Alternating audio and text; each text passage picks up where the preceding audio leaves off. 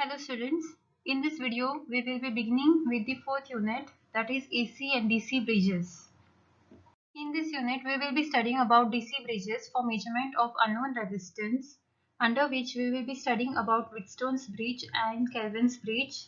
Then we will be studying about AC bridges, under which we will be studying about conditions for bridge balance, Maxwell's bridge, which is used for measurement of unknown inductance, Shearing's bridge, which is used for measurement of capacitance, and finally Wien's bridge, which is used for measurement of frequency. What are bridges or bridge circuits? These are the circuits having electrical components arranged in the form of a bridge or a ring structure. Generally, bridge forms a loop with a set of 4 arms or 4 branches. For example, in this figure, this bridge has a loop made up of 4 arms. This is arm 1, arm 2, arm 3 and arm 4. These arms may contain 1 or 2 electrical components. These can be either in series or in parallel. Based on the type of voltage signal used to operate these bridges, bridges are classified into 2 types, either as DC bridges or as AC bridges. Now let us see what are DC bridges. The bridge circuit which uses DC voltage signal for its operation is known as DC bridge circuit or simply DC bridge. DC bridges are used to measure the value of the unknown resistance. The circuit diagram of DC bridge looks like the one which is shown in this figure. This DC bridge has 4 arms, that is arm AB, arm BC, arm CD and arm DA. Each of these arms consists of a resistor. Among these resistors, 2 resistors, that is resistor R1 and resistor R2, has the fixed resistance values. Resistor R3 is the variable resistor and resistor R4 has the unknown resistance value.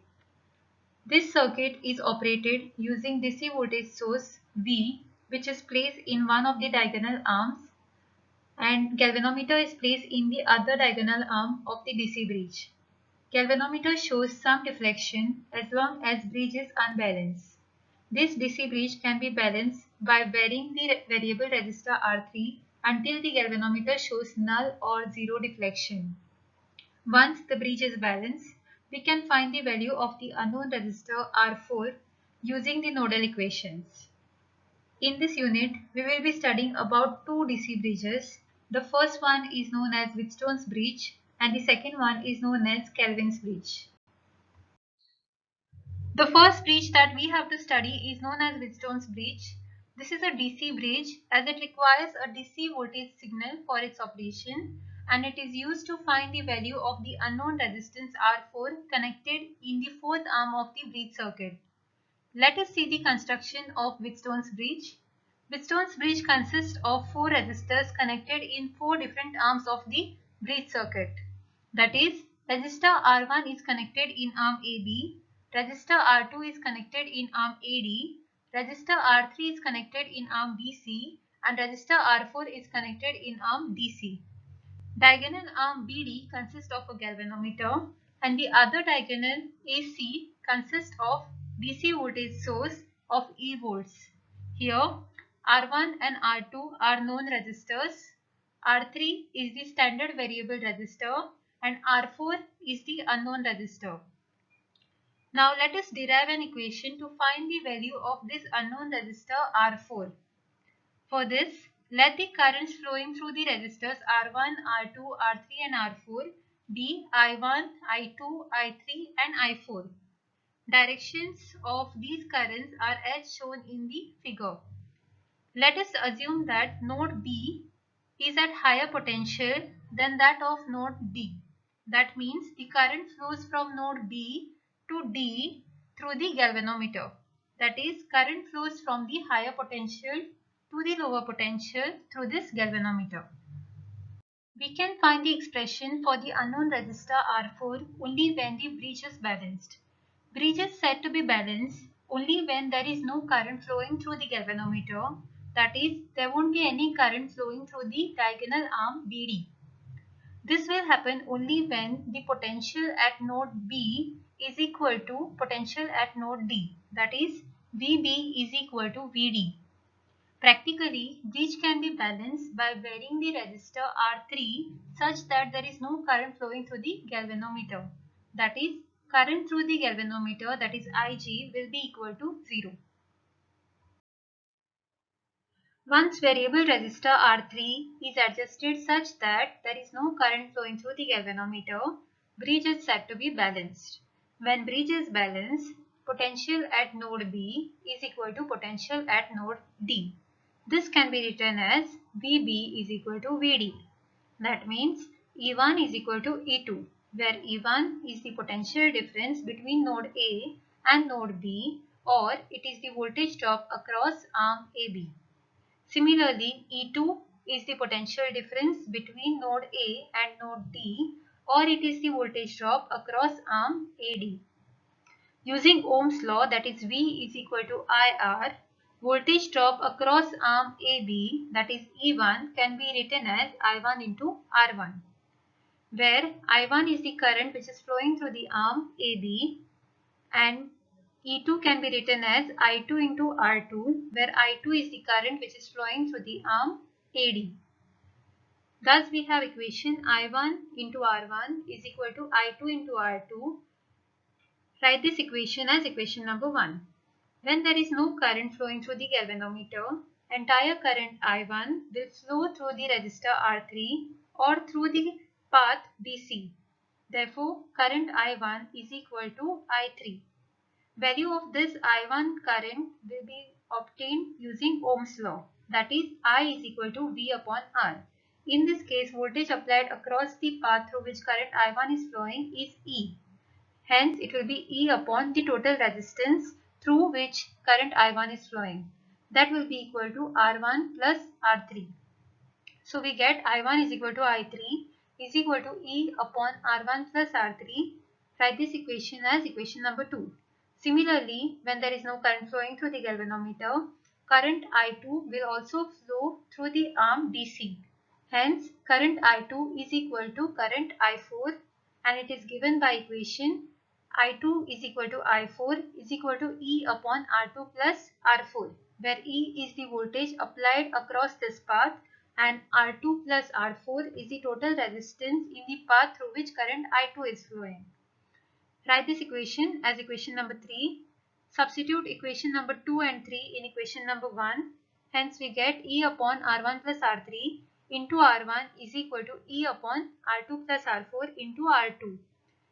Term E is common on both the sides of the equation. It will get cancelled and we will get R1 upon R1 plus R3 is equal to R2 upon R2 plus R4. Cross multiply. So, we will get R1 into R2 plus R4 is equal to R2 into R1 plus R3. Open the brackets. Hence, we get R1 into R2 plus R1 into R4 is equal to R2 into R1 plus R2 into R3. Term R1 into R2 is common on both the sides. It will get cancelled and we will get R1 into R4 is equal to R2 into R3. This equation is known as the balance condition, and it means that bridge will be balanced only when this condition is satisfied. From this balance condition, we can find the value of R4 equal to R2 into R3 upon R1. This balance condition is very important and it will be used while studying the other bridges in this unit. In the earlier slide, we had derived an equation for the unknown resistance R4 connected in the Wheatstone's bridge. Now, let us see what are the applications of Wheatstone's bridge. Wheatstone's bridge is used to measure the DC resistance of various types of wires, either for the purpose of quality control of the wire or for some assembly in which it is used. For example, the resistance of motor windings, transformers, relay coils can be measured using Wheatstone's bridge. Also, it is used by the telephone companies to locate the cable faults. The next subtopic is the sensitivity of a Wheatstone's bridge. When the bridge is in unbalanced condition, current flows through the galvanometer, causing a deflection of its pointer. The amount of deflection is a function of the sensitivity of the galvanometer. Sensitivity is defined as the deflection per unit current. A more sensitive galvanometer deflects by a greater amount for the same current. Deflection may be expressed in linear or angular units of measurement.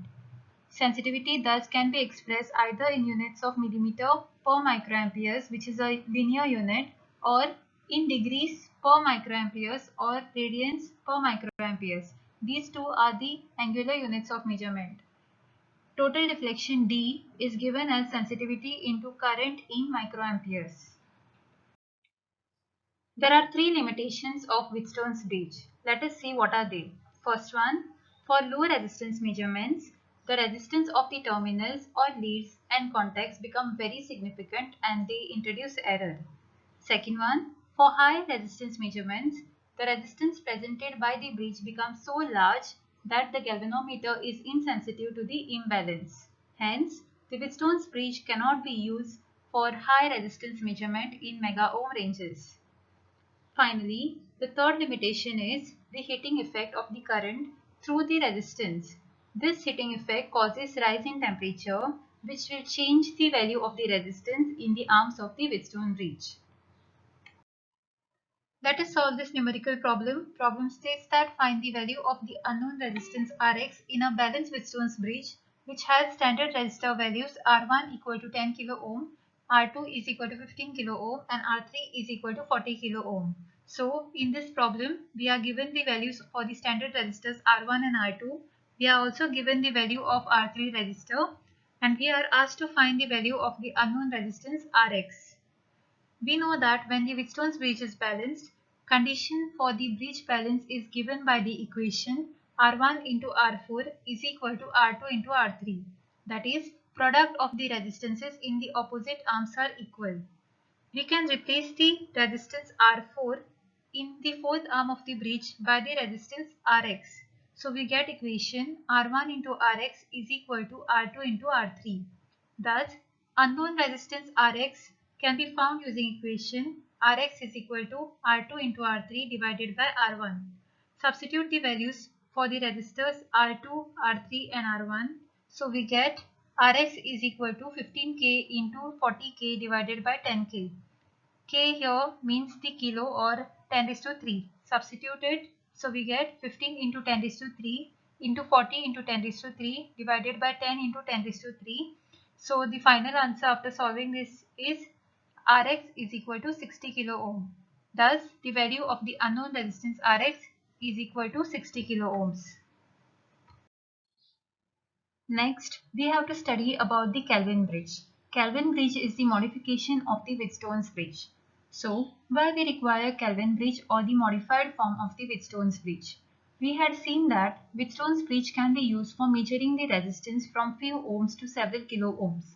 But there was one limitation while measuring the low resistance having the magnitude of the order of their leads and contacts which connects the unknown resistance to the terminals of the bridge circuits. This affects the measurement and it produces an error. Hence, it is not suitable for the measurement of low resistances. So, the Wheatstone's bridge is modified to obtain the Kelvin's bridge, which is more suitable for measuring the low resistances and it can measure value of resistances below 1 ohm. Let us see the construction of the Kelvin's bridge and how we can find the expression for the value of unknown resistance Rx. Kelvin's bridge consists of three standard resistances R1, R2 and R3 connected in three different arms of the bridge circuit. Rx is the unknown resistance and small r, which is equal to R1 plus R2, is the resistance of the contacts that connect the unknown resistance Rx to the standard resistance R3. Points M and N shows the range between which the galvanometer is connected to obtain a null reading. When the galvanometer is connected to point M, the lead resistance R, which is equal to R1 plus R2, gets added up with the unknown resistance Rx. Hence, a high value is obtained for the unknown resistance. And if done in the reverse way, that is, if we connect the galvanometer to the point N, then the lead resistance R, which is equal to R1 plus R2, gets added up with the standard resistance R3, thereby giving a very low indication for unknown resistance Rx. Thus, at points M and N, either a very high or very low value of the unknown resistance is obtained. So instead of connecting the galvanometer either to the point M or N, The galvanometer is connected to the intermediate point, say D, in between M and N, such a way that the ratio of the lead resistances, that is R1 upon R2, is equal to the ratio of the standard resistances, that is R1 upon R2. This equation, that is R1 upon R2 is equal to capital R1 upon capital R2. Write this equation as equation number 1. To derive an expression for the unknown resistance Rx, first we have to balance the Kelvin's bridge, that is galvanometer should be connected at point D such that it shows a null deflection. When galvanometer is connected at point D, lead resistance R1 gets added up with the standard resistance R3 and lead resistance R2 gets added up with the unknown resistance Rx. Then we can use the same balance condition which was derived for the Wheatstone's bridge. That is, product of the resistances in the opposite arms are equal. That means R1 into R4 is equal to R2 into R3. Using the same balance condition for the Kelvin's bridge, we get standard resistance R1 into the resistance in the opposite arm, that is Rx plus the resistance R2 is equal to standard resistance R2 into the resistance in the opposite arm, that is R3 plus lead resistance R1. Now get the standard resistance on the other side by simply cross multiplying. Hence we get Rx plus lead resistance R2 is equal to standard resistance R2 divided by standard resistance R1 into R3 plus lead resistance R1. Write this equation as equation number 2. In equation number 1 in the previous slide, we had seen that ratio of the lead resistances, that is R1 upon R2, is equal to ratio of the standard resistances, that is capital R1 upon capital R2. This was equation number 1. Now add 1 on both sides of the equation number 1. Thus we get lead resistance R1 upon lead resistance R2 plus 1 is equal to standard resistance R1 upon standard resistance R2 plus 1. Now take LCM on both sides of this equation. Thus we get lead resistance R1 plus lead resistance R2 divided by lead resistance R2 is equal to standard resistance R1 plus standard resistance R2 divided by standard resistance R2. Write this equation as equation number 3. Now lead resistance R1 plus lead resistance R2 can be substituted as R. So substitute this R in equation number 3. So we get R upon lead resistance R2 is equal to standard resistance R1 plus standard resistance R2 divided by standard resistance R2. Take reciprocal of this equation. Thus we get lead resistance R2 upon R is equal to standard resistance R2 divided by standard resistance R1 plus standard resistance R2. Thus we get the value of lead resistance R2 as lead resistance R2 is equal to R into standard resistance R2 divided by standard resistance R1 plus standard resistance R2. Write this equation as equation number 4. From the previous slide, we had got an equation containing the terms unknown resistor Rx, lead resistor R1 and lead resistor R2. We had called this expression as equation number 2.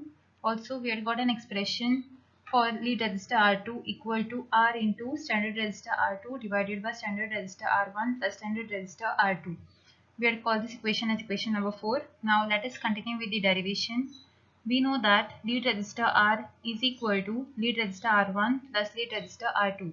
Rearrange this equation, hence we get lead resistor R1 equal to R minus lead resistor R2. Call this equation as equation number 5. In this equation, we can substitute the expression for lead resistor R2 from equation number 4. That is, substitute equation number 4 in equation number 5. Hence, we get lead resistor R1 is equal to R minus standard resistor R2 into R divided by standard resistor R1 plus standard resistor R2. You have to take the LCM, cancel the like terms. Hence, we get the expression for lead resistor R1 is equal to R into standard resistor R1 divided by standard resistor R1 plus standard resistor R2. Call this equation as equation number 6. So now we have the expressions for lead resistor R1 and lead resistor R2. So substitute these equations, that is equation number 6 and equation number 4 in equation number 2. So we get Rx plus R into standard resistor R2 divided by standard resistor R1 plus standard resistor R2 is equal to standard resistor R2 divided by standard resistor R1 into R3 plus R into standard resistor R1 divided by standard resistor R1 plus standard resistor R2. So now you have to take the LCM, cancel the like terms, cross multiply. So this equation will get reduced to expression R1 into Rx is equal to R2 into R3. This is the same equation as we had got while deriving the expression for the Wheatstone's bridge. So from this expression we get the value of the unknown resistance Rx as Rx is equal to R2 into R3 divided by R1. So from this expression we can see that the unknown resistance is not affected by the lead resistances if galvanometer is connected at point D. Let us see what are the limitations of Kelvin's bridge. First limitation is that it is very difficult to obtain the balance condition for the Kelvin's bridge. That is, it is very difficult to connect the galvanometer to some intermediate point D in between points M and N such that the ratio of the lead resistances is equal to the ratio of standard resistances R1 and R2. The galvanometer with a very high sensitivity is required to detect the balance condition, and finally high measurement current is required for obtaining the good sensitivity. These are the references for this unit. For this presentation I have referred to textbooks Electronic Instrumentation by H.S. Kelsey and a textbook on a course in Electrical and Electronic Measurements and Instrumentation by A.K. Shawnee. Also, I have referred to the websites Electronic Measuring Instruments tutorial at tutorialspoint.com and a website circuitglobe.com. Please feel free to contact me for any further details or queries. Thank you.